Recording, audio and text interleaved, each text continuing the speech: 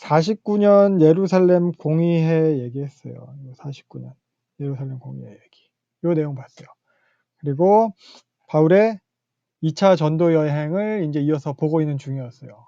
그래서 기억을 되살려 보면은 요 예루살렘 공의회의 내용도 그랬고, 또 이어서 이제 시작된 그 바울의 2차 전도여행, 바울의 전도여행도 그렇고, 사도여행전에서 강조되고 있는 특징은 요 성령의 인도하심이에요. 성령. 예루살렘 공의회도 성령의 결정으로 된 거고, 바울이 전도여행도 보면은 성령이 아시아로 가지 못하게 해서 마게도냐로 넘어가게 되는 거거든요. 성령의 인도하심이 계속해서 사도행전은 강조되고 있는 거예요. 사도행전의 특징이 성령이죠. 그래서 이제 마게도냐로 넘어가게 되는 거죠. 드로아에서 마케도냐로 넘어가게 되면서 이제 사도행전의 이제 지리적인 무대가 유럽까지 넓혀지게 되는 거예요. 그리고 빌립보 교회가 탄생을 했어요. 이 빌립보 교회 탄생이 이제 선교적으로 그래서 새로운 지평이 열린 거거든요. 유럽 최초의 교회예요.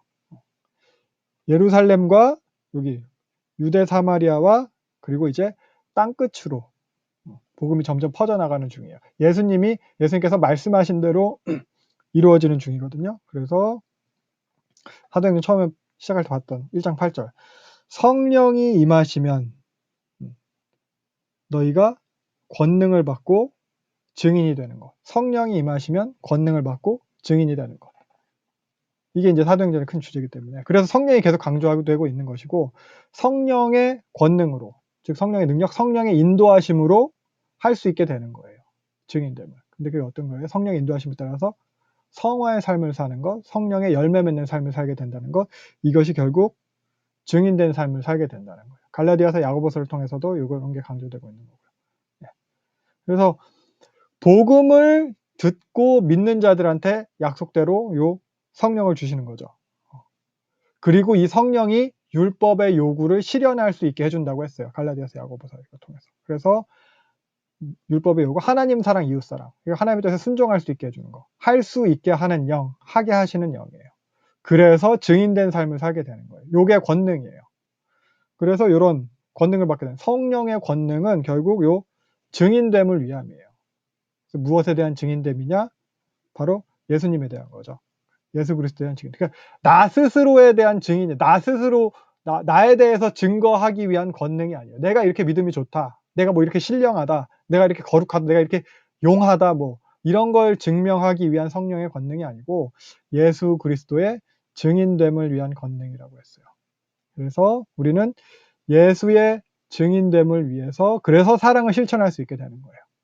그래서 내가 더 참을 수 있고, 증인됨을 위해서 절제할 수 있는 겁니다. 다 예수의 증인됨을 위해서요. 그래서 어떤 뭐 진짜 우리가 생각하는 그런 식의 능력이 나타난다거나 병 고침이라든가 그런 기적이 나타나는 것도 마찬가지예요. 증인됨을 위함이에요. 예수님이 그리스도인 것이 증거되기 위함이에요. 그래서 성령의 가장 주된 일이 예수를 주로 시인하게 하는 영입니다. 그래서 예수님께서 요한복음에서 성령이 오실 때 그가 나를 증언하실 것이요, 이렇게 얘기하고 있어요. 바울도 고린도전서에서 성령이 아니고서는 누구든지 예수를 주라고 시인할 수 없느니라, 이렇게 고린도전서 얘기하고 있고, 사도 요한도 마찬가지죠. 요한일서에서 그리스도께서 육체로 오신 것을 시인하는 영마다 하나님께 속한 거죠. 이런 식으로. 그래서 성령으로 예수를 이제 증거하게 되는 거예요. 우리가 증거할 수 있게 돼요. 성령으로 예수를 증거하는 이야기, 성령으로 예수의 증인된 이야기. 이게 바로 성경의 이야기이고 또 사도행전의 이야기입니다. 그래서 오늘도 마찬가지로 이런 내용을 이어서 볼 거예요. 바울의 2차 전도 여행이에요. 지난 시간에 16장 마지막에 이제 이어서 보면은 바울이 이제 빌립보 감옥에서 풀려나게 되는 거죠. 정말 매 맞고 갇혔어요. 매 맞고 갇혔던 바울이 39절부터 이제 보면은 이제 간청을 받고 이제 미안하고 사과도 받고 감옥에서 풀려나게 됐어요. 그리고 이제 빌립보를 떠나게 되는 거죠. 다시 또 여행이 시작이 되는 거예요. 그래서 빌립보를 떠나서 14절 보면은 여기서 이제 또 특징적인 게 서술 방식이 1인칭에서 다시 3인칭으로 바뀌어요. 그들로 바뀌었어요. 앞장에서는 우리였죠. 여기 보면은 10절도 우리가, 우리를 11절 우리 계속 우리 보이죠? 우리에서 이제 17장 넘으면 다시 그들로 바뀌었어요. 이게 의미하는 바가 뭐냐면은 누가 사도행전의 저자인 누가가 빌립보에 남은 거예요. 그러니까 실제로 빌립보에서 붙잡혀서 감옥에 갇히고 그렇게 문제가 됐던 사람은 바울과 실라였던 거고, 그래서 사실 바울과 실라만 또 떠나면 되는 거고, 물론 디모데는 바울과 동행했을 거예요. 근데 누가는 남아서 빌립보 교회를 섬긴 것으로 보여요. 이제 세워진 교회니까 여기도 한 명은 남겨가지고 가르치게 되는 거죠. 네, 여기가 이제 빌립보였어요.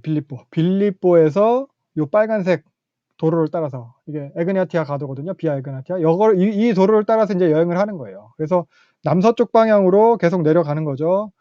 그래서 요 암비볼리, 아볼로니아를 지나서 여기가 데살로니카예요. 데살로니카까지 도착하는 거예요. 직선거리로 치면은 암비볼리까지가 뭐 47km, 아볼로니아까지가 45km, 그 다음에 데살로니카까지가 34km 이 정도 된다고요. 길 따라서는 한 150km가 넘는데, 그러니까 하루길 가가지고 여기 암비볼리아에서 하룻밤 자고, 또 하루 가가지고 아폴로니아에서 하룻밤 자고, 그 다음에 데살로니카 가고, 이런 식으로 이동을 한 것 같아요. 근데 생각해보면은 요 암비볼리랑 아볼로니아는 그냥 지나쳤거든요. 근데 요 암비볼리 같은 경우에는 여기 지금 교회를 세웠던 요 빌립보보다 2배나 더 큰 도시예요. 2배. 훨씬 더 큰 도시. 근데 여기서는 사역을 하지 않고 그냥 지나쳐갔어요. 그러니까 바울이 그냥 되는 대로 발길 닿는 대로 가서 사역을 한 게 아니고 목적이 있는 거예요. 사역의 방향성이 있는 거예요. 닥치는 대로 하는 게 아니라 계획이 있었어요. 그래서 빌립보를 떠나오면서 목적지가 있었어요. 단순히 쫓겨났으니까 가야지 하고 쫓겨서 떠돌아다니는 게 아니고, 그래서 그 목적지가 바로 요 데살로니카인 거죠. 그래서 다른 도시들은 그냥 하룻밤 자는 숙박 정도 하고 지나친 거예요. 요 데살로니카는 이제 전에 과거 그 알렉산더 대왕이 그 전체 이제 헬라 제국을 만들고 알렉산더 대왕 죽은 후에 제국이 이제 분할됐었잖아요. 디아도키 시대 했었잖아요. 중간 살면서. 그때 요 헬라 지방 요 마케도니아를 다스리던 사람이 카산더라는 그 알렉산더 휘하에 있던 장수였어요. 이 사람이 기원전 315년에 자기 부인의 이름을 따가지고 세운 도시가 이 데살로니카예요. 부인의 이름이 데살로니케였고 알렉산더 대왕의 이복 누이였어요. 근데 이 카산더가 자기 아내의 이름을 따서 요 데살로니카를 갖다 이제 세우게 됩니다. 참고로 이 카산더가 알렉산더 대왕 부인이었던 그 박트리아 공주 록산나를 비롯해서 그 아들들까지 다 죽여요. 그러니까 어떻게 보면 자기가 권력이 더 나뉘는 것을 갖다 막기 위해서 자기가 이제 다 가지려고 했었던 것 같아요. 알렉산더 대왕 후손을 다 죽인 거예요. 그래서 이 카산더가 알렉산더 대왕 암살한 거 아니냐 뭐 이렇게 여겨지기도 하는데, 아무튼 그 카산더에 의해서 요 데살로니카 도시가 이름이 세워지게 되고, 그리고 그 이후에 기원전 146년에 로마에 의해서 마케도니아 전체의 수도로 정해져요. 요 마케도니아 지방 전체의 수도가 이 데살로니카가 되는 거예요. 이 146년 이전까지는 요 암비볼리가 마케도니아 지방의 수도였거든요. 근데 146년 이후, 그래서 마케도니아의 가장 큰 성읍으로 마케도니아 지방의 수도가 됩니다. 그리고 기원전 42년에는 자유시의 지위를 갖다 차지하게 돼요. 그 로마에서 파견된 그런 총독이나 그런 자들의 통치를 받는 것이 아니고 자신들이 스스로 이제 선출한 관리가 다스리는 거예요. 읍장이라고 불러요. 읍장이 다스리는 관리예요. 한글로 번역한 게 읍장인데 그 도시에 이제 마케도니아 지방의 행정관을 갖다 지칭하는 말이거든요. 그래서 뭐 폴리타르케스 이렇게 하는데 이걸 한글로 읍장이라고 번역돼 있어요. 17장 6절에 보면. 그래서 이 마케도니아 지방에서 발견된 비문들에 따르면은 데살로니카를 다스리는 관리를 이렇게 폴리타르케스 읍장이라고 불렀고, 그런 비문에 따르면은 한 명이 다스린 게 아니고 5명에서 6명의 그 행정관들이 도시를 갖다 다스렸던 것으로 보여요. 특히 마케도니아는 요 에그나티아 가도가 도시를 갖다 관통하고 있거든요. 도시 주변에 도로가 있는 게 아니고 도시를 갖다 관통하고 있어요. 그러다 보니까 에그나티아 가도가 되게 큰 국제 도시잖아요. 그러니까 국제 도로잖아요. 그러다 보니까 유동 인구가 많고 상업이 발달하게 되고 장사하기 좋은 도시예요. 그러다 보니까 장사하기 좋으니까 유대인들이 많이 살아요. 그러다 보니까 요 데살로니카에는 유대인들이 많으니까 회당이 여러 개 있는 거예요. 지난 시간 기억나시죠? 빌립보에는 회당이 없었어요. 그래서 강가 기도처를 찾았다가 자주장에서 루디아 만나고 하는 거잖아요. 근데 데살로니가는 빌립보랑은 특색이 다른 거예요. 그래서 데살로니가에서는 1절 유대인의 회당이 있었죠. 그래서 이제부터 보면은 바울이 이제 하던 대로 안식일에 이제 안식일마다 회당에서 복음을 전하는 거예요. 여기서 보면 새 안식일이라고 얘기하고 있어요. 새 안식 최소한 3주 동안 회당에 가서 성경을 가지고 강론을 한 거예요. 이걸 통해서 바울이 데살로니가에 머문 기간이 3주밖에 안 되는 거 아니냐 이런 견해들도 있는데 뭐 3주만이라고 볼 수도 있겠지만 뭐 최소 3주 그 이상이었을 거라고 여겨집니다. 특히 보면 빌립보서에서 보면은 바울이 데살로니가에 있을 때 아까 그 150km 떨어진 빌립보에서 너희가 한 번뿐 아니라 2번이나 나 있을 것을 보내었더라. 왔다 갔다를 한 거예요. 그 기간. 그러다 보면 3주는 너무 촉박하지 않겠냐. 그런 식으로 또 얘기를 하기도 합니다. 그래서 확실한 거는 바울이 3주건 그거보다 길었건 별로 긴 기간을 갖다 데살로니가에 머물지는 못했다는 거예요. 짧은 기간 사역을 하고 갔다는 거예요. 아무튼 그래서 유대인의 회당에서 강론을 했대요. 성경을 가지고 강론했대요. 이 당시 성경은 구약이죠. 구약 성경을 풀어주는 거예요. 예수님에 대해. 그러니까 메시아가 죽었다가 다시 살아나야 한다. 이게 구약의 예언이다. 이걸 또 성경으로 얘기를 하는 거예요. 그래서 그 죽었다가 살아난 메시아, 그가 예수다. 성경의 모든 예언이 이 예수님으로 성취된다. 이런 얘기했을 거예요. 그랬더니 4절 경건한 헬라인의 큰 무리가 이제 딱 믿기 시작해요. 이거 경건한 헬라인. 지난 시간에도 계속 얘기하는 거죠. 유대교에 정식으로 들어온 사람들은 아니에요. 막 세례 받고 할례 받고 막 이렇게 한 건 아니고 그래도 하나님을 경외하는 자들로 다른 율법들을 지키고 안식일을 지키고 따르는 것. 그런 경건한 이방인들인 거예요. 그 사람들이 이 바울이 전하는 복음을 듣고 믿기 시작하는 거예요. 그리고 귀부인들도 바울과 신라를 따르겠다고 얘기하고 있어요. 그러니까 5절 지난 시간 뭐 빌립보서에 뭐 마찬가지로 지난번이랑 마찬가지로 그 1차 전쟁 때랑 마찬가지로 유대인들은 결국 이제 시기하게 되는 거죠.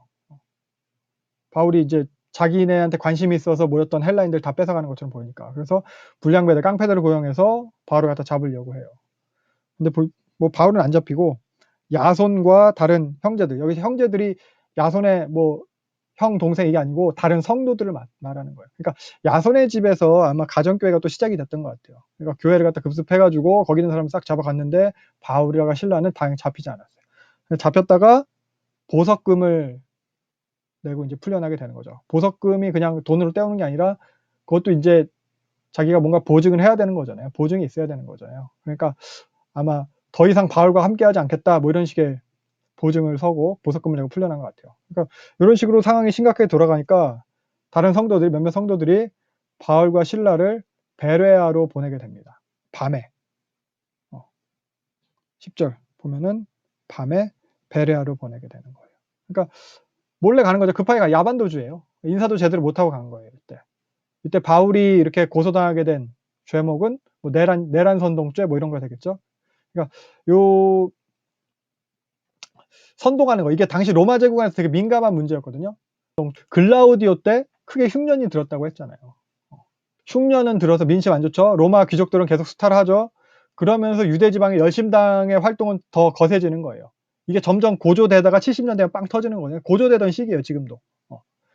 그러니까 이런 선동하는 사람들에 대해서 되게 이제 민감하게 반응을 하게 돼요. 그러니까 바울도 이렇게 선동하는 부류, 열심당의 부류, 이런 부류 중 하나를 오해받기 쉬운 거예요. 그래서 여기서 고발하는 내용을 보면 6절 천하를 어지럽게 하던 사람이 여기도 왔다. 이렇게 얘기를 하고 있는 거예요. 7절에도 다른 임금이 있다. 다른 임금 예수가 있다고 한다. 이건 거의 반역이거든요. 황제에 대한 반역이에요. 그러니까 어떻게 보면 종교적인 문제일 수만 있는 걸 갖다가 이 사람들은 고소할 때는 또 정치적인 문제를 가지고 고소를 하는 거죠. 그래서 둔갑시키는 거예요. 그러니까 데살로니가에도 이제 큰 도시잖아요. 마케도니아 수도잖아요. 여기도 황제 숭배 사상이 뭐 만연해 있었거든요. 그러니까 옥타비아누스 신전이 있었어요. 데살로니가에. 그러니까 로마 같은 경우는 이 황제 숭배를 갖다 계속 권해가지고 황제 숭배를 이데올로기화해서 제국이 크니까 그 백성들을 통합하고 그러면서 체제를 유지하려고 했거든요. 근데 그것에 반하는 모습이 된 거예요. 다른 임금이 있다. 이게. 그래서 이렇게 쫓겨나게 되는 거예요. 근데 데살로니가에서의 바울의 계획을 생각해 보면은 바울은 암비볼리, 아볼로니아 다 제끼고 그냥 제껴놓고 데살로니카로 온 거잖아요. 데살로니카에 목적이 있었어요. 그래서 데살로니카에 오래 머물면서 전도를 하려고 했던 걸로 보여요. 그래서 데살로니카 전서랑 후서, 데살로니카 쓴 편지, 이 내용을 보면은 일자리를 구했어요. 밤낮으로 일했다고 얘기를 하고 있어요. 그러니까 일자리를 구했다는 것은 먹고 살 걸, 거기에 정착할 걸 갖다 준비한 거거든요. 그 동네에서 취직자리 구한 거니까. 그 동네 오래 머물겠다는 뜻이에요. 그러니까 하루 이틀이면은 몰라도 타지에 가서 몇 달씩 놀고 먹을 처지는 못 되는 거죠, 바울이. 빌립보에서 물론 운이 좋았어요. 부자를 만났잖아요. 부자 루디아, 자주장사 루디아. 그리고 막 여인들이 막 섬기고 막 이러니까. 근데 여기 데살로니카에서는 자비량인 거예요. 먹고 살 걱정을 해야 되는 거예요. 잠깐 머물다 갈 게 아니니까. 그러니까 여기에서 그냥 생업을 하면서 살면서 또 복음을 전하고 그렇게 하는 거예요. 이랬을 때 뭐 이제 빌립보에서는 바울한테 막 쓸 것도 왔다 갔다 보내주게 되는 거고, 아까 봤듯이. 그래서 이렇게 데살로니카에서 빌립보에서 도와주고 한 거고. 아무튼 이렇게 데살로니카의 터를 잡고 살면서 전도하고 교회 세우고 그러려고 했을 거예요. 그래서 이런 식으로 바울의 사역을 보면은 일반적으로 이렇게 대도시를 중심으로 사역을 하거든요. 그러면서 큰 도시에서는 오랜 기간을 머무르면서 전도를 하는 걸 볼 수 있어요. 나중에도 보면은 고린도에서는 1년 6개월을 머물러요. 이거 고린도에 1년 6개월. 그리고 에베소에서는 3년 동안 머물러요. 그러니까 대도시를 중심으로 오랜 기간 머물면서 전도를 하게 되거든요. 그러니까 데살로니카에서도 그런 계획을 세웠겠죠. 그래서 바울이 강론을 할 때도, 가르칠 때도 그 오래 머물 계획을 세웠기 때문에 그 스케줄에 맞게 강의를 했을 거예요. 강의 계획이 그렇게 나왔을 거예요. 근데 예정이 없이 갑자기 떠나게 된 거예요. 강의를 뭐 개론 좀 시작했는데 끝난 거예요. 뭐 어떻게 됐어요? 뭐 제대로 못 가르친 거죠. 칭의는 가르쳤는데 성화에 대한 설명은 못했다던가 뭐 이렇게.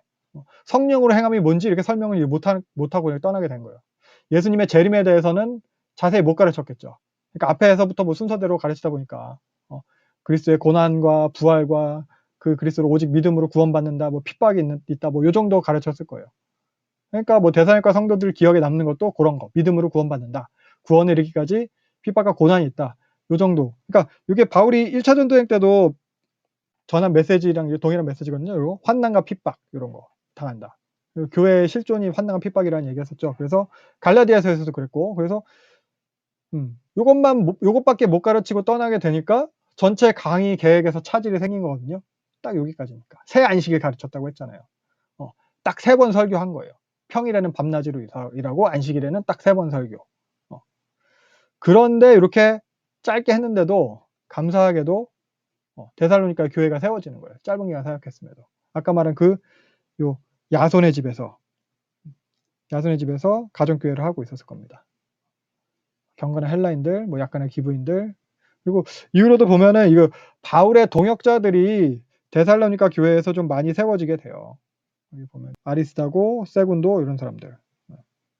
그리고 아리스다고는 나중에 뭐 로마까지도 같이 가죠. 그리고 나와 함께 갇힌 아리스다고 사람, 로마에 같이 갇혀 있는 거, 이 정도로 동역자들 생긴 것 같아요. 물론 요 데마 같은 사람은 나중에 세상에 줘서 떠나갔다 뭐 이렇게 얘기하기도 하지만, 이때 짧은 기간임에도 불구하고 데살로니카에서 교회가 세워지고 동역자들이 많이 생긴 것 같아요.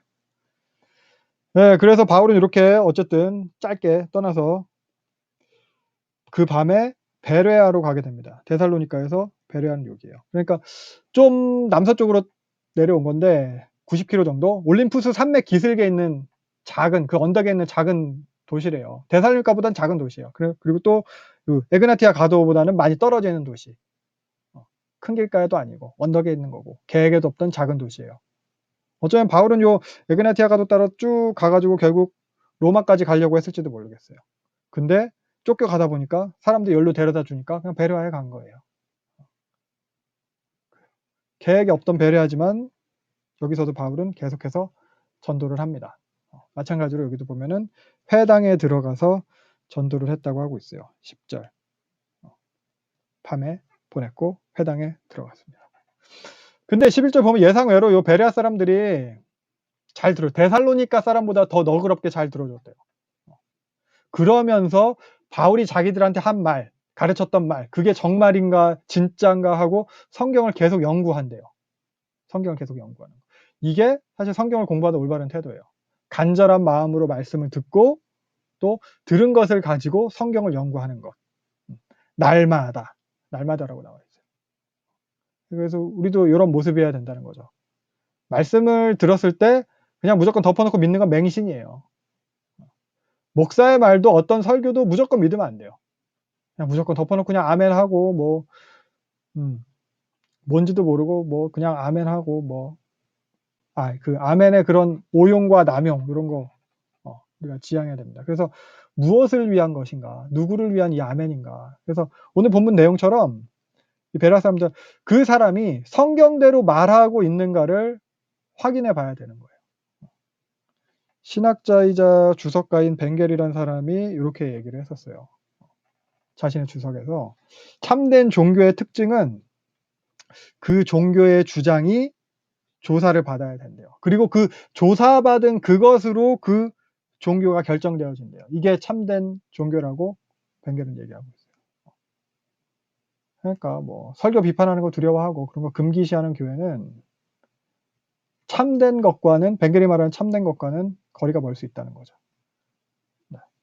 그리고 여기서도 보면은 날마다 성경을 상고함으로 된 이 상고라고 번역된 헬라어가 아나크리노인데 어떤 의미냐 심판하기 위해서 질문하다예요. 자세하게 골라내다, 채를 쳐서 가려내다, 탐색하다, 조사하다, 취조하다, 검토하다 이런 의미거든요. 그러니까 사도행전에서 사용된 걸로 보면은 전에 예루살렘 그 산헤드린 회의에서 베드로와 요한을 갖다 이제 취조할 때 그때 사용한 요 질문이 요 아나크리노예요. 여기서 상고라고 번역된 거. 그리고 빌라도가 예수님을 신문했을 때 사용한 단어가 이 단어예요. 그리고 나중에 사도행전에서 벨릭스 총독이 바울을 신문할 때 사용된 단어가 요 단어예요. 설교를 들으면은 신문하듯이 그 정도로 베레아 사람들은 바울의 설교에 대해서 성경을 가지고 자세히 읽고 살펴서 확인했다는 거예요. 과연 그런가? 그러니까 여러분도 제가 하는 말도 다 믿지 말고 확인해 보세요. 제가 뭐 사기를 치는지 헛소리를 하는지 다 검토해 보세요. 마찬가지로 우리가 아무리 뛰어난 설교자한테 듣고 뭐 많이 듣고 좋은 말씀을 들어도 개인적으로 우리가 깊이 묵상을 하고 개인적으로 연구해서 자신의 말씀으로 되는 것이 더 중요합니다. 그랬을 때 더 명확하고 생명력 있는 말씀이 될 수 있고요. 그래서 사실 이 성경의 최종 해석자는 설교자가 아니라 그것을 자기 것으로 소화해서 적용하는 성도 개인이에요. 네. 그렇습니다. 그래서 베레아 사람들이 이렇게 성경을 상고함으로 12절 보면 그 중에 믿는 사람이 많대요. 이렇게 그 중에 믿는 사람이 많아진 이유에 대해서 11절을 이야기하는 거예요. 날마다 성경을 갖다 그렇게 상고했기 때문에 이렇게 믿는 사람이 많아졌다는 거예요. 그저 그냥 분위기나 감정에 따르는 게 아니고 성경을 공부하고 연구하는 사람들이라서 그랬다고 말하고 있어요. 그냥 그랬다더라 카더라 카더라식이 아니라 그냥 듣기 좋은 소리라고 그냥 아멘 이렇게 이게 아니라 자신들이 직접 성경을 통해 확인하고 깨닫는 것이 중요합니다. 그리고 또 계속 얘기하지만 바울이 전하는 이 메시지 자체가 유대교에 그 입교하고 싶어 했던 성경을 잘 관심이 있고 따르고 싶어 했던 그런 하나님을 경외하는 이방인들에게는 이게 그야말로 복음이었거든요. 율법이 아니라 믿음으로 이렇게 된다. 이렇게 할래 안 해도 된다. 예수를 믿음으로 유대인이든 이방인이든 차별이 없다. 같다. 똑같다. 이런 얘기를 하니까. 네. 그래서 이렇게 베레아에서도 작은 도시지만 바울의 사역이 잘 이루어지게 됐고요. 그래서 바울의 동역자들이 여기서 또 생기게 됩니다. 사도행 입장에 보면은 베레아 사람 부로의 아들 소바도. 요게 이제 로마서에서 말하는 소시바더일 텐데 고린도까지 같이 있게 되는 거예요. 고린도 사역하는 데까지. 나중에 이제 뭐 여기 그 예루살렘으로 돌아오게 되는 뭐 붙잡히러 오는 거죠. 그때까지 같이 하게 되는 동역자가 여기서도 이렇게 세워지게 됩니다. 네. 그런데 역시 또 사역이 잘 되니까 13절 데살로니가에서 유대인들이 소문을 듣고 거기까지 쫓아온 거예요. 또 와서 충동질하는 거예요. 바울은 또 도망가요. 계속 도망가죠. 물론 이렇게 계속되는 도망이 바울의 뭐 의지와는 상관없이 뭐 그냥 그렇게 된 건데 뭐 모르겠어요. 전혀 도망칠 생각이 없진 않았겠지만 계속 상황이 이러니까 사람들이 바울을 갖다 도피시키는 거거든요. 그래서 주변 형제들이 바울의 복음을 듣고 믿게 된 그 주변 형제들이 바울을 갖다 이제 피신시키는 거예요. 그만큼 바울을 갖다 이제 아끼고 귀하게 생각을 한 거죠. 근데 이번에 보면 14절 보면은 이번엔 데살로니가에서 도망갈 때보다 여기 더 급했나 봐요. 실라랑 디모데는 함께 못 와요. 바울만 먼저 급하게 피했어요. 그리고 보면은 근처로 도망간 게 아니라 훨씬 더 먼 곳으로 가요. 여기 뭐 데살로니가에서 베레에 온 요 수준이 아니라 요 아테네까지 가는 거거든요. 본문에서 보면 근처 뭐 바다까지 갔다고 했는데 바다는 요 근처에 있는 항구들 뭐 메손, 디온, 피드나 이런 항구들이 있었다고요. 요 항구까지 간 것 같아요. 동네 소문이 다 났겠죠. 바울이 저러고 다닌다. 그러니까 마케도니아에서는 더 이상 이제 머물 수가 없는 거예요. 그래서 신속히 떠나야 됐을 거예요. 중간에 요 테살리아는 건너뛰고 그야말로 새로운 곳으로 아테네로 갔어요. 마케도니아를 완전히 떠나게 됐어요. 근데 처음 전도행의 목적도 사실 마케도니아도 아니었어요. 처음 전도행의 목적은 뭐 예루살렘 종교회의 내용 알리는 게 목적이었잖아요. 그래서 그 다음에 요 아시아에서 전도하려고 했어요. 결국 요 목적지가 에베소였는데 여기도 성령의 인도를 따라 하심을 따라서이긴 하지만 처음 목적지는 뭐 이제 이룰 수 없어. 목적지대로 할 수 없어. 결국 드로아에서 이쪽 빌립보로 해가지고 마케도니아로 온 건데 새로운 목적지를 세우고 또 여기서 데살로니가까지 온 건데 근데 이런 식의 계속해서 계획을 세우면 실패하고 계획을 세우면 실패하고 또 실패하고 전에 계획이 없던 요 아가야까지 오게 된 거예요. 그러니까 어떻게 쫓겨오고 실패하고 인간적으로 보면 되는 일이 하나도 없는 거죠. 내 계획은 다 실패했어요. 네, 계속 사도행전을 통해서 지난 시간에도 본 내용 생각해 보면 성령을 따라서 마케도니아로 왔는데 여기서 온 게 성령을 따름이잖아요. 성령을 따라서 왔는데 뭐 꽃길이 있었던 게 아니잖아요.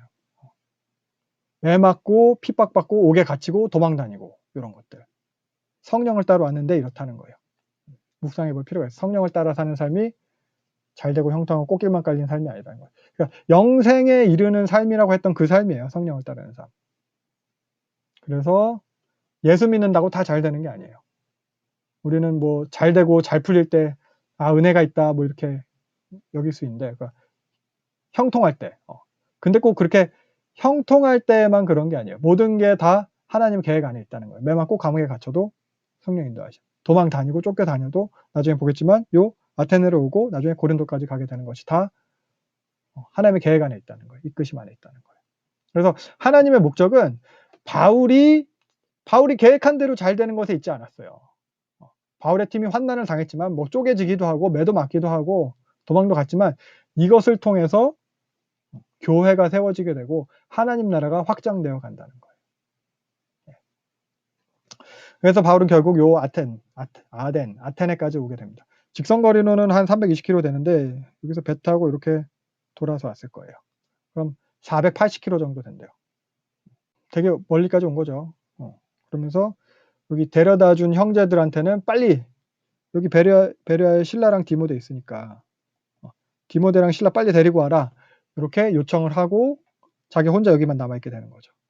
근데 여기까지 같이 와준 그 형제들도 대단한 것 같아요. 이 먼 길을 그 당시 쉽지 않았을 텐데. 네, 그래서 바울은 혼자 이렇게 아테네에서 기다리게 되고 계속 기다리면서 금방 바울에게 그 디모데랑 신라가 왔을 거예요. 아테네로 왔을 거예요. 근데 바울이 그 아테네에 도착한 디모데를 다시 데살로니가로 보낸 것으로 보여요. 데살로니가 3장 1절 7절 보면은 그래서 여기서 데살로니가 전서 쓴 거죠. 그래서 우리가 참다 못하여 우리만 여기서 우리는 바울과 신라예요. 그래서 우리만 아테네에 머무기를 좋게 생각하고 우리 형제 누구예요? 디모데를 보내노니. 디모데를 그러니까 아테네에서 바울이 이제 베레아에서 와가지고 이제 아테네에 있을 때 신라랑 디모데가 아테네로 도착을 했고 아테네에서 다시 디모데를 데살로니가로 보냈고 그리고 나서 얼마 있다가 신라도 같이 또 보냈을 것 같아요. 디모데를 먼저 보내고 신라는 아마 빌립보로 보냈을 거예요. 그러다가 나중에 이 마케도니아 지방이니까 빌립보도 그렇고 그 데살로니가도 그렇고 거기서 나중에 이제 신라랑 디모데랑 합류해서 함께 내려왔을 거예요. 사도행전 18장 5절에 이 얘기예요. 신라와 디모데가 마케도니아로부터 내려오매 이때 바울이 고린도에 있을 때죠. 그래서 아테네에 바울이 먼저 왔어요. 정리 한번 하고 갈까요? 예, 그래서 요 아테네에 바울이 먼저 왔어요. 그리고 실라와 디모데는 나중에 왔어요. 근데 다시 해야 된다. 여기까지. 데살로니가에 디모데를 보내고 이쪽 빌립보로는 실라를 보냈겠죠. 그 사이에 바울은 고린도로 가게 되고 실라와 디모데가 마게도냐 지방에서 같이 고린도로 오게 되는 겁니다. 그리고 이 고린도에서 바울은 데살로니가로 편지를 쓰죠. 데살로니가 전서서를. 이 정도로 흐름을 갖다 생각을 하시면 될 것 같아요. 이 동네가 이제 마게도냐 지방에 계속 이제 핍박이 심한 동네니까 바울이 걱정이 돼서 디모데를 또 이렇게 신라를 보내는 거예요. 궁금하고 걱정되고 거짓 교사들이 와서 막 속이진 않을지. 그래서 바울은 지금 계속 몸은 아테네에 있지만 가장 큰 관심은 요 마케도니아에 있는 거예요. 특히 요 데살로니가 교회, 남겨진 교회 성도들. 그 3주밖에 어떻게 보면 그 사역을 못한 거잖아요. 작은 교회잖아요. 어린 교회잖아요. 그러니까 그 교회에 대해서 계속 근심하고 걱정하고 거기다가 고소당하고 핍박당하고 있었으니까 야손 막 형제들 다 잡혀다 고소당하고 그랬잖아요. 그래서 바울 같은 경우도 직접 데살로니가로 돌아가려는 노력들을 갖다 했던 것으로 보여요. 근데 그게 잘 안 된 것 같아요. 나중에 또 확인을 해보겠지만 데살로니가서 보겠지만 바울이 뭐 아팠는지도 모르고 혹은 어떤 이유에서든지 아니면 아까 그 야손이 그 보석금 내고 풀려났을 때 그 약속한 것 바울 일행과 뭐 함께하지 드리지 않겠다 이런 것들 때문일 수도 있고 그래서 바울이 데살로니가에 직접 가지는 못했지만 이렇게 디모데를 왔다 갔다 하게 하면서 사역을 서신으로 하게 됩니다. 아무튼 지금 현재 아테네에 있는 거예요. 아테네는 그리스 최고의 도시죠. 민주주의가 시작된 곳. 그래서 로마 제국 하에서는 그 아가야 지방의 수도는 아니었는데 그래도 과거 명성에 걸맞는 대우를 받고 있었어요. 여기도 작아요. 다른 도시에 비해서는 아테네가. 근데 자유시의 지위를 가지고 있었고 당시 세계에서는 이제 문화적 사상적인 중심지가 되는 거죠. 경기장도 있고 극장, 음악당, 뭐 예술품들, 뭐 파르테논 신전 여기 있었고 아크로폴리스 해서 도시 자체가 뭐 예술품 같았을 거예요. 그래서 예술과 철학과 그런 사상에 있어서는 최고의 도시인 거죠. 소크라테스도 여기 아테네 출신이죠. 그래서 아리스토텔레스나 뭐 에피쿠로스, 제논 이런 철학자들도 여기서 다 활동을 했고 그래서 웬만한 도시에서는 다 아테네로 공부를 한다 하면 유학을 오는 거예요. 바울이 다소 출신이잖아요. 다소도 나름 학문의 도시인데 바울도 어쩌면은 아테네를 갖다 더 동경했을 수도 있어요. 그러니까 바울이 태어나서 공부한 그 다소와 요 그리스 아테네를 갖다 비교한다면은 뭐 성균관대와 서울대 정도 이렇게 생각할 수도 있을 것 같아요. 둘 다 좋은 학교죠. 그래도 뭐 바울이 더 아테네를 동경했을 수도 있고 그래서 온 김에 막 여기저기 구경 다녔을지도 몰라요. 아테네 보고. 근데 16절 아테네에서 이제 딱 바울이 근데 구경을 다니다가 우상이 가득한 것을 보고 이제 격분해서 전도하게 됩니다. 그래서 원어적으로 보면 우상이 가득하다는 게 이게 덮여 있다는 뜻이요. 완전히 덮여 씌웠다 이런 뜻이에요. 그만큼 아테네 우상이 많다는. 그래서 이런 말이 있어요. 아테네에서는 사람을 발견하는 것보다 신을 발견하는 것이 더 쉽다. 이런 식으로. 아테네의 그런 시인들, 철학자들이 이런 말들을 잘 했다고 해요. 뭐 코니베어, 호우슨, 페트로니우스 이런 사람들이. 아무튼 바울도 그래서 이렇게 우상에 잠긴 도시를 보고 격분하는 거예요. 여기서 보면은 격분, 마음이 격분하여 해서 미완료 시제로 하고 있어요. 그러니까 지속적으로 계속해서 분노하는 중이에요. 갑자기 뭐 감정적으로 욱했다 이게 아니고 계속해서 분노하는 중인 거예요. 이렇게. 요게 하나님의 마음이에요. 바울이 이렇게 하나님의 열심으로 화를 내고 또 하나님의 열심으로 행하고 있는 거죠. 그래서 고린도에서 보면은 바울이 전도하는 게 이 하나님의 열심을 한다는 거. 하나님의 열심으로 너희를 그리스도께 드리려고 중매한다. 너희를 위해 내가 그렇게 열심히 하나님을 대한 열심을 낸다는 거야. 엘리야도 예전에 그랬죠. 그래서 죽을 뻔해가지고 막 도망가죠. 엘리야도. 그래서 그렇게 하나님에 대한 열심 또 하나님의 마음과 같은 마음으로 그 잘 모르는 무지한 영혼들을 사랑함으로 그렇게 행하는 거예요. 애통하는 마음, 뭐 긍휼한 마음 이런 게 다 여기서 포함되어 있는 것 같습니다. 그래서 17절 보면은 행하는 거예요. 그 열심을. 날마다 만나는 사람들이랑 변론을 했대요. 회당에서뿐만 아니라 어디서든지 했대요. 약속하고 누구 만나서 이야기하는 게 아니고 마주치는 사람마다 그랬다는 거예요. 시장에서 사람 많은 거 그런데. 지금은 아니지만 예전에 명동 가면 사람 진짜 많았잖아요. 그런 데서 어떻게 만나는 사람마다 전도했다는 거. 소리치고 다녔을지도 모르죠. 명동 예전에 보면 뭐 명동 그런데 예수천당 부신지옥 외치는 그런 사람도 있었는데 뭐 바울의 모습 그랬지 모르겠지만 아무튼 그러고 다닌 거예요. 그러다가 18절 보면은 에피쿠로스랑 스토아 철학자들이랑 논쟁을 하게 돼요. 에피쿠로스랑 이제 스토아파가 당시 이제 대표적인 헬라 철학 책이었거든요. 에피쿠로스든 스토아든 사실 둘 다 바탕이 되는 것은 그 플라톤이에요. 플라톤의 인간론. 헬라적 이원론. 요게 그 바탕이 돼요. 헬라적 이원론. 그래서 본질은 이데아에 있다는 거예요. 이데아를 추구하는 거죠. 이데아. 본질은 이데아고 그리고 눈에 보이는 요 육신은 악하다는 거예요. 본질만 선하다는 거예요. 그래서 이데아에 있는 내가 진짜 나라는 거. 나라는 사람의 본질은 이데아에 있어요. 영의 세계인 거고 거기에 있고 지금 내가 사는 내 육신으로 사는 요 땅은 타락한 곳이라는 거예요. 그래서 이데아랑 나랑은 이렇게 뭐 이데아의 빛이 비추어서 내가 이 땅에서 이렇게 있게 되는 건데 그래서 이 땅에서의 나는 이 육신을 가지고 무슨 짓을 하고 다녀도 진짜 이데아에 있는 나는 영향을 받지 않는다는 거예요. 더러워진다고 하지 않는다는 거예요. 요게 이제 헬라적 이원론에서 플라톤의 그 플라톤주의의 기본이 되는 거거든요. 그래서 보면은 이제 근데 이런 본질을 향한 갈망, 이데아를 향한 갈망이 우리 안에 있다는 거죠. 우리 안에 있는 이 욕망을 갖다가 이제 우리의 욕심이나 이런 걸로 채우는 게 아니라 우리 뭐 욕구대로 하는 거 이런 건 무의미하고 결국 이런 이데아를 향한 갈망 이것이 지식으로 채워진다는 거예요. 그러면서 금욕으로 그런 본질에 대해서 추구하는 것, 금욕주의, 스토아파가 이런 측면에서 이제 발생을 하게 되는 거거든요. 그래서 요가라든가 막 시리얼이라든가 이런 게 다 그 금욕주의에서 시작됐다고 해요. 그래서 이런 식으로 이상을 추구하는 것, 본질을 추구하는 것, 신적인 것을 추구하는 것, 신의 영역을 추구하는 거거든요. 그래서 신이 우리한테 멀리 있지 않은 거예요. 가까이 있는 거예요. 우리가 추구하는 것으로. 여기서 뭐 범신론까지도 얘기하기도 하더라고요. 반면에 욕구대로 사는 거, 쾌락주의. 그러니까 내가 여기서 무슨 짓을 해도 이데아에 나는 영향을 받지 않으니까 신의 영향을 받지 않는다. 신적인 영향이랑 지금 삶은 뭐 크게 뭐 이제 뭐 관계가 없다. 부딪힐 게 없다. 그래서 결국 본질은 갖다 그대로 있으니까 이데아는 그대로 있으니까 지금 내가 이 땅에서의 삶은 크게 의미가 없다. 그냥 우연으로 이루어진 거다. 이런 식으로. 그래서 즐거움대로 사는 것. 내 그림자가 똥 위를 지나갔다고 내가 들어오지는 게 아니듯이 이데아의 빛의 그림자로서의 이 땅에서 육신을 가지고 사는 것은 뭐 내가 지금 여기서 뭐 좀 더럽혀지고 이런다고 해도 본질에 있는 이데아는 더러지지 않는다. 영향받지 이런 식. 이게 이제 에피쿠로스 학파예요. 그래서 육체의 즐거움이 최고선이다. 이런 식으로.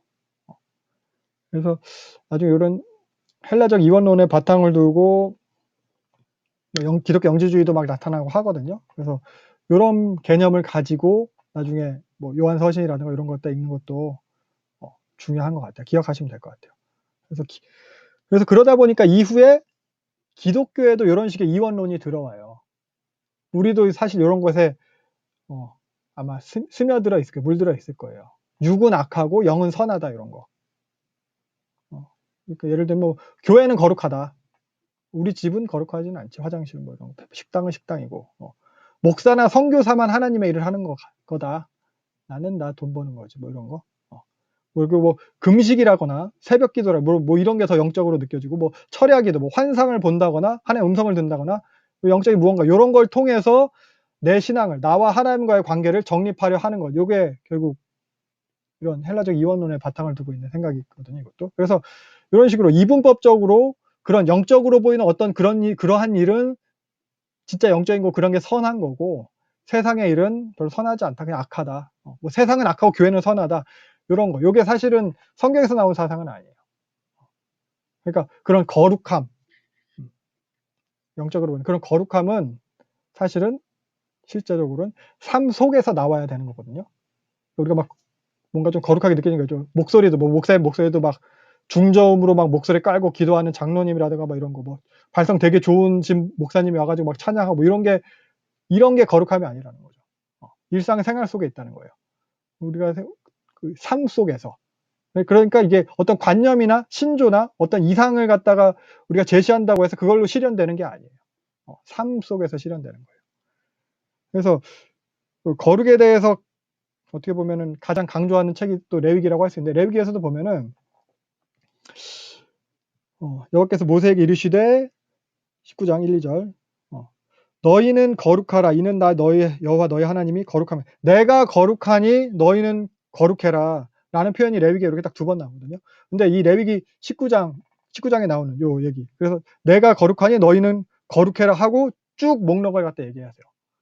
얘기하는 목록이 뭐예요? 19장은 사회윤리에 대한 부분이에요. 공동체 안에서 삶에 관한 규례였어요. 그러니까 하나님이 거룩하라고 하시면서 내가 거룩하니 너희는 거룩해라, 너희 예배드려라, 하루에 3번 말씀 묵상하고 기도는 5번씩 하고, 이런 걸 말씀하신 게 아니에요. 내가 거룩하니 너희는 거룩해라, 기도는 이런 식으로 해야지, 이렇게 말씀하신 게 아니에요. 내가 거룩하니 너희는 거룩해라, 정성을 들여야지, 헌금이 그게 뭐냐, 이게 아니에요. 실제 일상의 삶 속에서의 거룩을 말씀하셨어요. 그리고 레위기 11장 45절 여기서 나타나거든요. 내가 거룩하니 너희도 거룩해라. 이 레위기 11장 젓가락장이라는 말씀 그때 드렸어요. 음식과 관련된 규례예요. 먹는 것과 관련돼서 하나님께서 말씀하시고, 그리고 거룩을 말씀하시는 거예요. 내가 거룩하니 너희도 거룩해라. 이게 레위기에서 딱 이렇게 2번 나와요. 먹는 일과 관련해서 1번 나오고, 사는 일과 관련해서 1번 나오고. 그래서 거룩은 먹고 사는 일들 속에서 이루어져요. 그러니까 예수님, 예수님, 기독교인 예수님을 믿는 사람이잖아요. 그래서 그리스도의 영성이라고 했을 때, 예수님의 영성이라고 했을 때, 예수 그리스도께서 하나님의 우편에 앉아 계실 때의 그 모습을 가지고 영적이다 이렇게 말하지 않아요. 예수 그리스도께서 완벽한 사람의 모습으로 이 땅에 오셨을 때를 가지고 우리가 그리스도의 영성을 말하는 거거든요. 성육신 하셔서 육신을 가지고 이 땅에서 살아내시고 죽으신 모습, 이게 영적인 거예요. 그래서 영성은 교회에서 드러나는 게 아니고 세상 속에서 삶으로 더욱 드러나는 게 영성입니다. 그래서 바울은 이렇게 얘기하는 거죠. 너희 몸을 거룩한 산 제물로 드려. 이게 영적 예배다. 주여 삼창하고 교회에서 소리 지르고 이 예배, 그것도 중요하죠. 그것보다 산 제물, 살아가는 것이라는 뜻이에요. 산 제물, 산채로 잡아 죽여서 드려, 이게 아니고 살아가는 것으로 드리는 예배라는 거예요. 야고보에서 강조한 거랑 마찬가지죠. 믿음으로 행하는 것. 갈라디아서 얘기한 거, 사랑으로 종로를 타는 것. 이렇게 살아가는 것으로 드리는 것. 이게 예배라는 거예요. 이게 영적이라는 거예요. 아무튼 바울도 그래서 이런 성속 이원론, 헬라적 이원론에 중독되다시피 한 아테네 사람들한테 이제 복음을 전하기 시작하는 거거든요. 그래서 아테네라는 도시의 특성대로 아테네 사람들이 이제 바울의 말에 이제 호기심을 갖기도 하고 막 평가하기도 하고 그러는 거예요. 21절에도 보듯이 아테네 사람들은 뭐 시간 나면은 가장 흥미있는 게 우리처럼 뭐 유튜브 보는 게 아니고 핸드폰 보는 게 아니고 새로운 거 듣고 가르침에 대해서 뭐 듣고 이제 막 토론하고 뭐 이러는 게 가장 흥미거리였거든요. 그래서 바울의 말에 그렇게 귀 기울이는 사람들이 생겨야 되는 거죠. 그러면 18절 보면은 여기 보면은 이 말쟁이가, 그래서 말쟁이라고 표현하고 있는데 말쟁이는 좀 무시하는 표현이에요. 원어적으로 보면은 개념은 없으면서 주워 들은 것을 갖다 짜집게서 떠든다. 우리 같은 사람이죠. 개념은 별로 없으면서 어디서 주워 들은 거 있어가지고 아는 척 떠든. 그게 이제 말쟁이라는 표현이거든요. 그러니까 너 어디 그러면은 진짜 아는지 모르는지 우리가 검증해 보겠다 해서 19절 아레오바고로 끌고 가는 거예요. 그러니까 아레오바고 법정으로 데려가는 건데 여기가 아레스의 언덕이라는 뜻인데 아레오바고가 당시 그런 종교나 도덕적인 문제에 대한 재판권을 행사하는 그런 권력기관이에요. 아고라가 아니에요. 아고라는 광장이에요. 아고라가 아니고 여기는 그런 일종의 권력. 근데 물론 법적인 그런 법정 재판 형식은 아니지만 그래도 공식적인 자리인 거죠, 보다. 그러니까 여기는 아무나 참여할 수 있는 곳이 아니에요. 구경하다 들리고 뭐 이런 광장이 아니에요. 최고 지식인들이 둘러싼 거예요. 그 앞에 선 거예요. 그 지식인들이 자신들이 바울을 검증해 보겠다. 이렇게 해서 아고라가 아니죠. 아레오바고로 이렇게 데리고 간 거죠. 그러니까 물론 이게 좀 친절하게 초청되고 이렇게 허락된 자리는 아닌데 그래도 바울이 이렇게 공식적인 자리니까 이걸 기회로 하나님을 전하는 거예요. 하나님. 근데 장소가 지금까지 계속 익숙한 회당이 아니죠. 회당이 아니에요. 유대인들이 없어요. 유대인들을 대상으로 한 것도 아니고 뭐 경건한 뭐 성경은 아닌 그런 헬라인들 그런 게 아니고 그냥 헬라 철학자들이에요. 헬라 지식인들, 헬라인들. 그래서 여기서의 바울의 설교는 구약 성경의 예언을 전혀 말하지 않아요. 지금까지는 구약을 통해서 구약에 예언된 메시아가 예수님이다 이걸 했다면은 전혀 성경을 갖다 언급하지 않아요. 그리고 그리스인들, 헬라인들이 그냥 다 알만한 소재로부터 전하기 시작합니다. 그래서 22절 보면은 니네들이 평소에 그런 종교심이 많다. 종교에 대한 니네가 진지한 태도를 가지고 있는 걸 봤다. 그래서 보니까 니네 혹시 빠뜨린 신이 있을까봐 알지 못하는 신에게 이렇게 새겨진 제단도 봤다. 니네가 그 알지 못하는 신에게 빠뜨린 신이 있을까봐 걱정. 그 신, 니네가 모르는 그 신에 대해서 이야기해 주겠다. 이렇게 시작을 하는 거죠. 그러니까 그 아테네 사람들이 어떻게 보면 스스로 인정하는 거예요. 알지 못하는 신에게 자기들이 무지하다는 것에 대해서 그렇게 좀 인정한 그 부분을 갖다가 지적을 하는 거죠. 바울이 어떻게 보면 좀 겸손하게 지적하는 거예요. 알지 못하는 그 신, 요거. 그러면서 그 신이 누구래요? 하나님. 모든 것을 지으신 하나님이 하늘과 땅의 주인이다. 그러니까 니네들 그 아름답고 화려한 그 파르테논, 그런 손으로 만든 아무리 화려해도 거기에 하나님이 살지 않으신다는 거예요. 24절 그 얘기죠. 그리고 25절 뭐 부족해서 섬김이 필요하지 않아요. 니네가 바치는 제물 제사 그런 거 다 소용없다는 거예요. 도리어 하나님이 모든 걸 주시는 분이다. 모든 것을 정하시고 주관하시는 분이다. 이것은 사람이 하나님을 뭐 좀 불완전하게나마 알 수 있게 하려고 하나님이 이렇게 하시는 거다. 하나님 27절 멀리 계시지 않다. 이렇게 얘기를 했어요. 그러면서 이어가는 이야기가 그리스 시인들의 말을 갖다 인용함이거든요. 28절. 그래서 요게 이제 원문을 갖다 이제 번역을 한 거예요. 그리스 시인들의 말이에요. 그래서 크레타 출신, 크레타 크소노스 출신 에피메니데스라는 사람이 이런 시를 지었대요. 이 중에서 바울이 인용한 부분은 요 마지막 부분이죠. 우리가 당신을 힘입어 살며 기동하기 때문입니다. 나중에 요 에피메니데스의 시는 디도서에서도 인용이 돼요. 그레된 중에 어떤 선지자가 말하되 항상 거짓말하며 악한 짐승이와 배운 게으름뱅이라 하니 이거 크레타 사람들은 항상 거짓말장이입니다. 이거 예전에 우리 학교 다닐 때 그 배웠었는데 저는 기억이 나요. 모순에 대해서 설명을 하면서 이 에피메니데스가 크레타 사람들은 항상 거짓말장입니다 했을 때 에피메니데스도 크레타 사람이기 때문에 크레타 사람들은 항상 거짓말장입니다 하면은 이 말 자체도 거짓이라는 거죠. 학교 다닐 때 요걸로 배웠었어요, 우리가. 크레타 사람은 항상 거짓말장인데 자기도 크레타 사람이기 때문에 이 말 자체가 참일 수 없다, 뭐 이런 거. 모순이다, 그런 거. 그랬고, 그리고 이걸 갖다 또 인용을 했고, 그리고 또 바울이 이어서 인용한 것은 이제 스토아 철학자, 시인 아라투스, 자연현상들, 파에노메나라는 시에서는데, 이 마지막에 보면은 우리가 바로 그의 소생, 여기서 제우스라고 번역이 되는데, 여기서 뭐 성경에서는 다 그냥 신으로 번역을 하는 거예요. 신으로 번역을 하고 있는 그 단어를 갖다 여기서 제우스라고 이렇게 돼 있고요. 그래서 근데 바울이 이 헬라 시인들의 글을 갖다 인용을 하는 거죠. 우리가 다 하나님의 소생이다. 우리가 다 하나님을 힘입어서 살고 움직이고 기동한다. 이렇게. 그래서 29절 이와 같이 하나님의 소생이 되었으니까 하나님을 갖다 이렇게 돌에다 새긴 거 이게 하나님이냐? 이거 하나님이 아니다.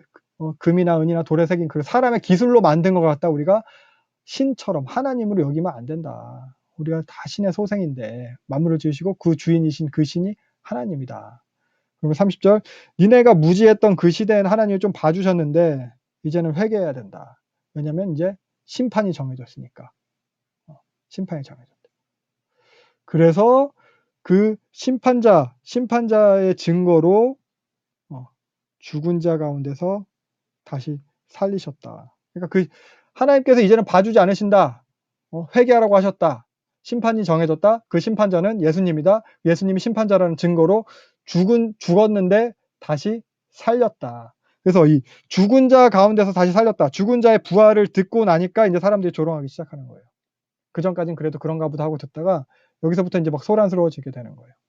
반응이 이제 별로 되는 거예요.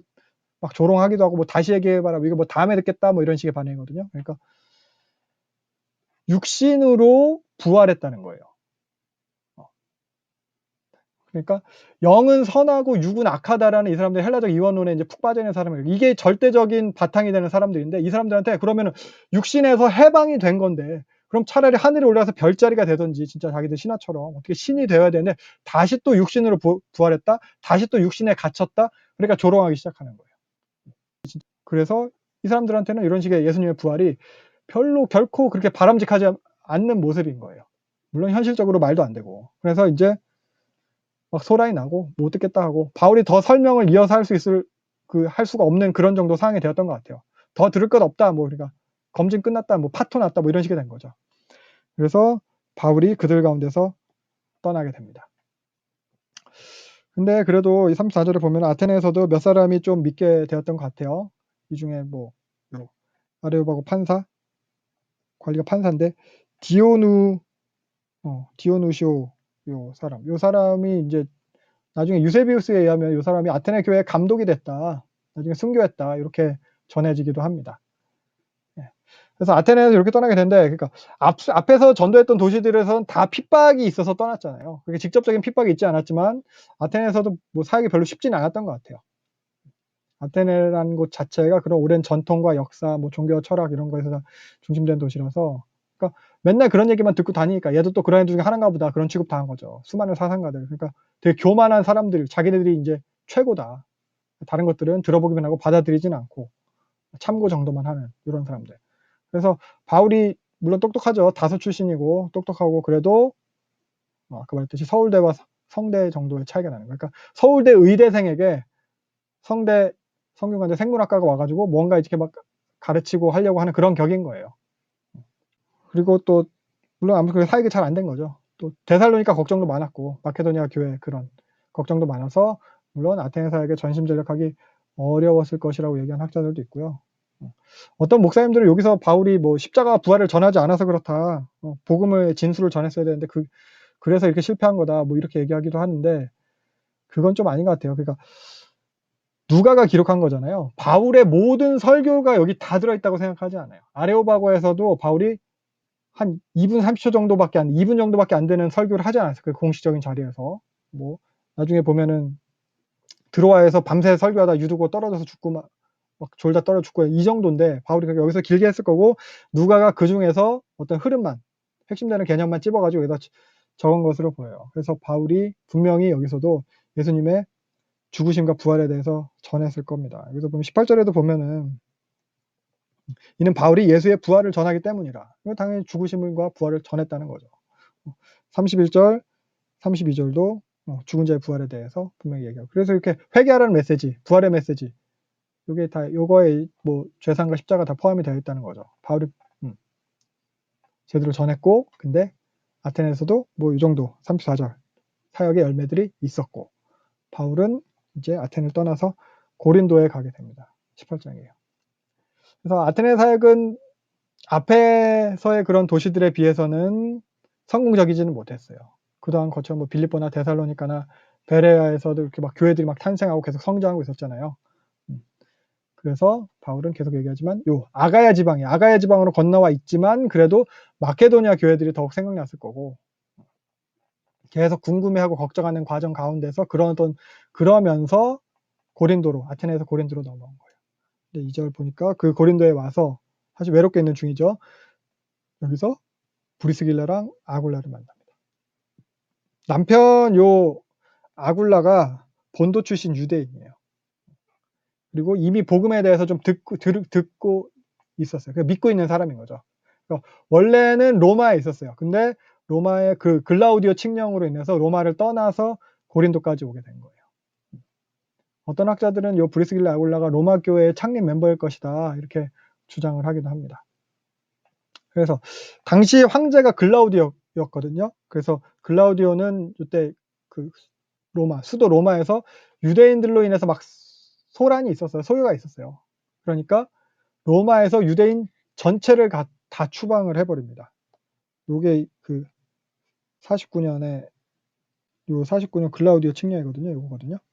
이게 AD 49년 예루살렘 공회했던 그 해에 있었던 거예요. 그러니까 요 글라우디오 칙령이 있었고, 브리스길라 아굴라는 떠나왔고, 바울은 그 이후에 전도행 떠나서 고린도까지 전해졌고, 그래서 요 글라우디오 황제 전에도 설명했지만 요 황제가 이제 조카 다의 뒤를 이어서 왕이 된 거잖아요. 조카가 가이우스 칼리굴라가 좀 미친 짓 하다가 그느리한테 암살당하고 그 뒤를 이어서 황제가 된 거잖아요. 집에 있다가 그느리한테 납치당해가지고 황제로 옹립된 거잖아요. 그래서 어려서 뭐 소아마비를 알아가지고 다리도 한쪽 절고 몸도 좌우가 비대칭이고 키도 작고 체격도 빈약하고 말도 더듬고 했대요. 헤롯 아그리빠의 절친이라고 얘기했었어요. 근데 요 글라우디오가 그래도 정치는 잘했대요. 그래서 로마 역사가 수에토니우스가 이 글라우디오에 대한 책을 썼는데, 이 글라우디오 때 로마의 유대인들이 폭동이 계속돼서 글라우디오가 로마에서 유대인들을 모두 추방할 명령을 내렸대요. 이때 소란이 난 게 크레스투스 때문에 계속해서 유대인들 사이에 소란이 났다라고 해요. 크레스투스. 이거 갖다 이제 크레스투스를 그리스도를 말하는 것으로 기독교 역사가들은 생각을 하고요. 그래서 아마 로마 그 도시에서도 이제 그 예수님 때문에, 그리스도 때문에 유대인들 사이에서 이제 유대교랑 기독교로 나뉘어서 폭동이 일어났을 거라는 거예요. 그래서 오순절 사건 이후에 그 사도행전 3장에서 나타난 그 오순절 사건 이후에 다 흩어져서 돌아갔잖아요. 로마로 돌아간 유대인들이 아마 로마에서 교회를 세웠을 것이고, 거기서부터 이제 작은 규모지만 믿는 사람들이 생겨나기 시작했고, 그래서 유대인들이랑 사이에서 분쟁이 마찰이 일어나서 폭동이 일어났고, 글라우디오는 뭐 누가 잘못했냐 잘했냐, 뭐 기독교인 떠나 유대교 떠나라, 유대인들 다 떠나라, 이렇게 된 거죠. 그래서 사실 브리스길라는 유대인은 아니에요. 아굴라만 유대인이에요. 근데 남편 따라서 같이 떠나게 되는 거죠. 그래서 이때 브리스길라가 아굴라가 이제 하는 일이 천막 짓는 일이거든요. 그러니까 이때 천막 회사를 갖다 운영했다, 이렇게 이야기를 하기도 하고, 그래서 로마에도 천막 회사가 하나 있고 떠나면서 거기 다른 사람한테 맡겼고, 지금 고린도로 온 거는 고린도에도 지점을 하나 더 내서 사역을 하고 있는 거, 일을 하고 있는 거다. 그래서 바울이 이 브리스길라 아굴라가 운영하는 그 회사에 들어가서 일거리를 받아서 일을 했을 거다, 이렇게 얘기를 합니다. 나중에 이 브리스길라 아굴라는 에베소에도 또 이런 식으로 지점을 낸 것 같아요. 그래서 3절 얘기가 그거죠. 생업이 같음으로 천막 제조하는 거. 그러니까 여기서도 이제 바울이 이제 직업을 가졌죠. 직업을 갖는 거는 이제 오래 머물 계획을 세운 거예요. 큰 도시잖아요. 그리고 보면은 나중에 뭐 데살로니가에서도 헌금 후원금을 빌립보 교회가 해줘서 받았잖아요. 여기서도 고린도에서도 나중에 고린도 후서 보면은 이렇게 이야기를 하고 있습니다. 마게도냐에서 온 형제들이 나의 부족한 것을 보충했다. 그래서 고린도 교회 사역을 하면서 고린도 교회 성도들한테는 헌금을 받지 않고 이미 세워져서 떠나온 그 마게도냐, 아마 빌립보 교회였을 거예요. 거기로부터 이렇게 헌금을 받아서 사역했다고 기록을 하고 있어요. 그러니까 바울은 이렇게 후원을 개인한테 받기보다는 공동체한테 받았어요. 교회에게. 그리고 특히 사역할 때 그 자리에서 사역하면서 받는 게 아니라 떠나온 후에 받게 되는 거예요. 요게 보다 더 이제 덕이 되기 때문에 그렇게 한 것 같아요. 그래서 브리스길라 아굴라를 만나서 같이 일을 하게 되고, 요 브리스길라 아굴라는 나중에 보면 이제 바울을 위해서 목숨도 아끼지 않는 그런 동역자라고 표현될 만큼 그런 사람들이 됩니다. 그래서 빌립보에서 만난 루디아도 그렇고, 여기 고린도에서 만난 요 브리스길라 아굴라도 그렇고, 바울이 어떻게 보면 인복이 있어요. 돈 사람들 많이 만나는 거예요. 다 성령님의 인도하심인 것 같아요. 네. 그리고 4절 여기서도 보면은 안식일마다 바울이 회당에서 이야기를 했대요. 안식일마다. 그러니까 평일엔 일했을 거예요. 생활비번을 하고, 평일에 일하고 안식일에는 또 이렇게 전도하고. 그러다가 5절 신라와 디모데가 도착을 했어요. 신라와 디모데가 도착을 했어요. 신라와 디모데가 도착을 하고 나서는 이제 더 힘을 내서 전도를 했다고요. 이게 이제 말씀을 전하는 일에만 전념했다는 거거든요. 그러니까 신라와 디모데가 마케도냐로부터 선교 헌금, 후원금 받아온 거예요. 그러니까 재정적인 부담이 줄어든 거죠. 그러니까 그만큼 더 말씀에 전념할 수 있는 거예요. 그래서 이렇게 자기가 스스로 돈 벌어서 생활비 해결하는 그런 자비량 사역은 사실 그만큼 사역의 집중도는 떨어질 수밖에 없는 것 같아요. 현실적으로 지금 뭐 한국 교회가 현실적으로는 교회가 목사의 이중직을 현실적으로는 허용하고 있는 태세예요. 근데 목사의 이중직을 허용하는 것, 그건 결국 성도들한테 좋지 않아요. 결국에 가서는. 그만큼 사역의 집중도가 떨어지거든요. 돈이 들어온 데가 따로 있는데. 물론 뭐 교육자들이 그래서 돈 걱정 안 해도 되고 뭐 먹고 살 걱정 안 하게 된다고 해서 뭐 말씀 사역에 전념하고 뭐 성도를 돌보는 일에 더 집중한다거나 그렇게 하지는 또 않는 것 같아요. 뭐. 안타깝죠. 슬픈 현실이 인간의 죄성인 것 같아요. 욕심이 사실 끝이 없어요. 그래서. 아무튼 이렇게 바울 같은 경우는 여기서 재정에 대한 부담을 덜게 됐고, 그래서 고린도에서 말씀을 전하는 일에 전념할 수 있게 되었다라고 얘기해요. 이 시점에서 쓴 책이 데살로니가 전서랑 데살로니가 후서예요. 디모데랑 실라가 고린도로 내려온 거예요. 마케도니아 지방에서 고린도로. 그래서 데살로니가 교회의 소식들을 전했고 그 소식을 들은 바울이 쓴 편지예요. 데살로니가 전서 후서. 그러니까 디모데가 가가지고 그 교회 문제를 갖다 잘 해결을 못하고 온 거죠. 그러니까 이런저런 문제가 있습니다. 좀 어려웠습니다 하니까 편지를 쓰는 거예요. 근데 신라는 별 문제 없었던 것 같아요.